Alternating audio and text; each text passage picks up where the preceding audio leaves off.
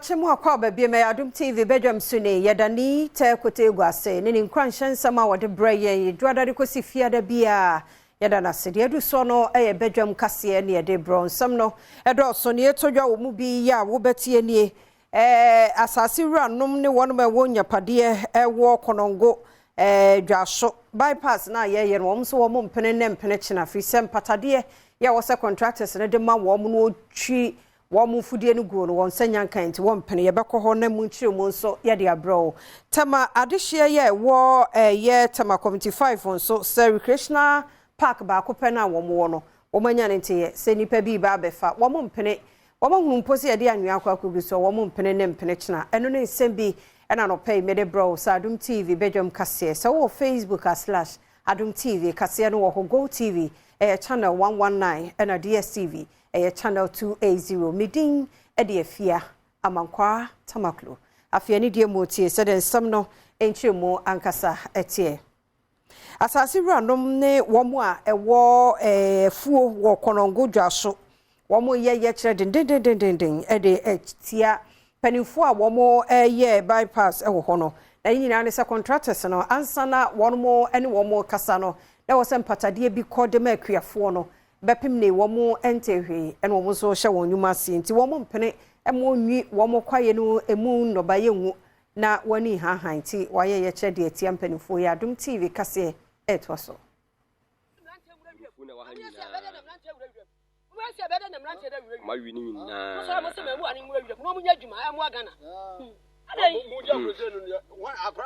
Abrufo na wa hanyina ya bufu abrufo na madwini na no abrufo na madwini na abrufo hanyina ya bufu kakra na madwini na to hanyina ya bufu o man flu bia nka nkire no o muni ameye ensuhu bia no madwia buru ni na to abu hanyina ya bufu abrufo wa hanyina Asika mna anani tire ya Asika yana bai ukoda waseru Asika braya anani tire Asika braya yana bai Asika Presby braya akafo Yesu ukoda waseru anumi na bamsosi ya Omubi yetie omunumu a ye kuafo ye numbie no ye die twi me ko ni tutu bode na di ye na di dua kokko ni ye sika ene ni kire ya enti se numie ba no obi odi kwa ni bi obewu ni de dada no omu nyina nka no ma enumie be bom so ye li boni na be bom so mo wuo na kire bi mu firi mu fie masa kogu ate wonyam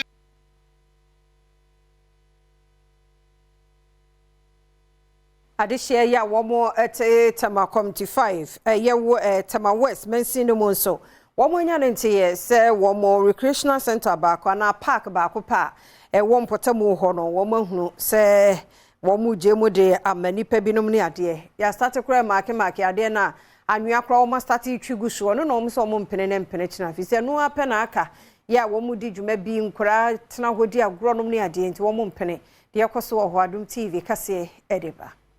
I've lived here in this community for more than 40 years. Now, if anything, this park, you know, park,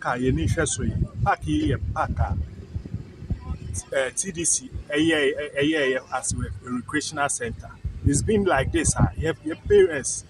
BBR, major gatherings, funerals, any program, we do it here. We play football here. And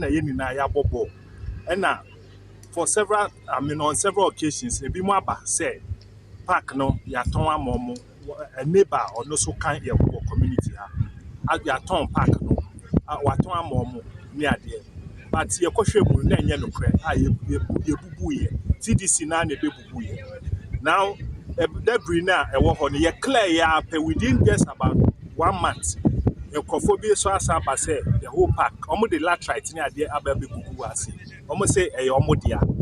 But we are not going to allow this to happen. Assembly member or Kaisa electoral area, Ewatama, Opoku Danso, Ejitu Muse, and some amount for Edi to Janino, no cre. na asase da hoyi asase da ho no nsakra na me wo me na asase wo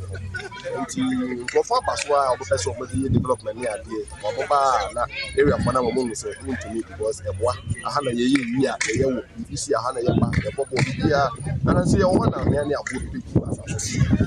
ya titi anya su asase ne dia ye resident meeting we Freddy Park ne ba no se ya papa asase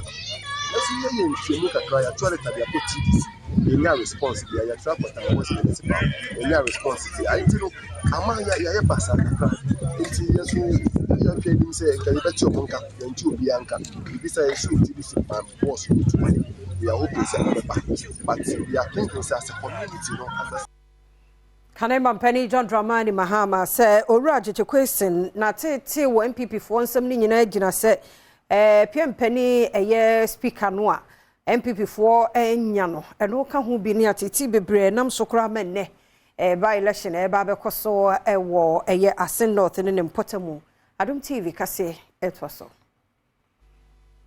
Senior regional chairman kan no yenka ne bebre say ne dikan yen na yenim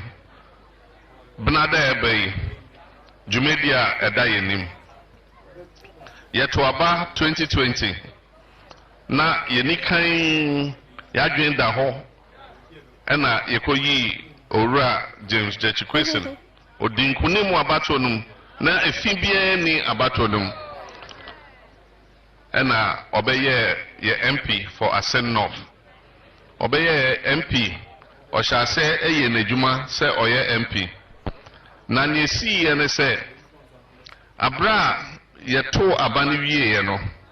na akoba se enkunja MPP any NDC ye wo parliament na apai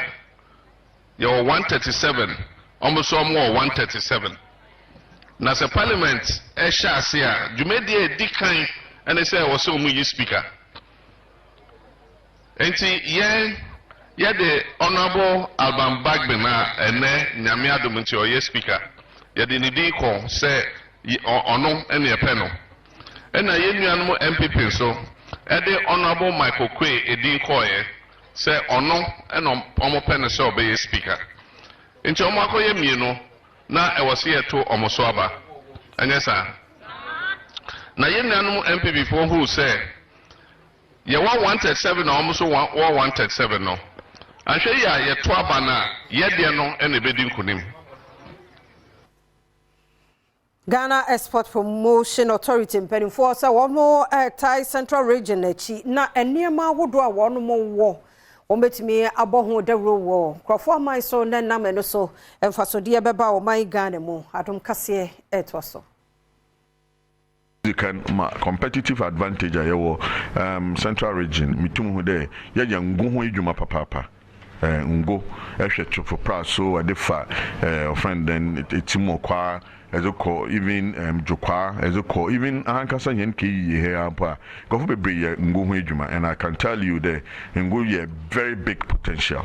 very big potential on ntina yenye bank nkitahuzi no ho hia no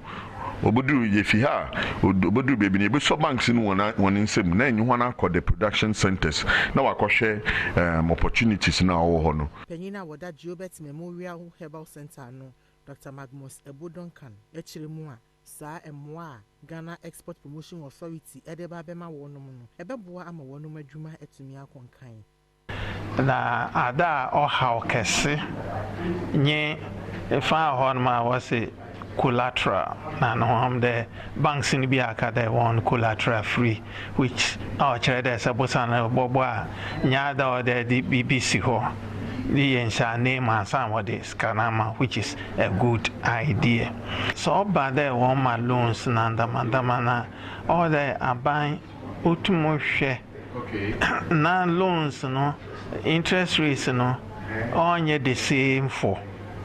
you bia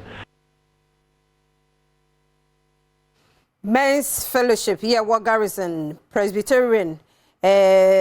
Methodist Church wa Bema Campon so de nipa dumienu aka wonmo ehu senior officers so eka ho bie ni nyina gina wonmo adwumaden ya wonmo ye bo asore ni society na wonmo wo mu no na wo manya mfinhye aduasansia wo mo hye ho fa ene nipa dumienu nso yi wode won mo ka ho Adom TV etwaso. Garrison Methodist Presbyterian Men's Fellowship. Yenya sorry na ekuekuo na dofo a wokan yen ho. Ye boaboa na ye boa prisons, in some prisons, especially condemned prisoners na amount for up to one pay here. One kasa won nyame nyina ye basa no ye boaboa menyimfo na resources ano na ye zere boa enuanoma wo adedua fie ho.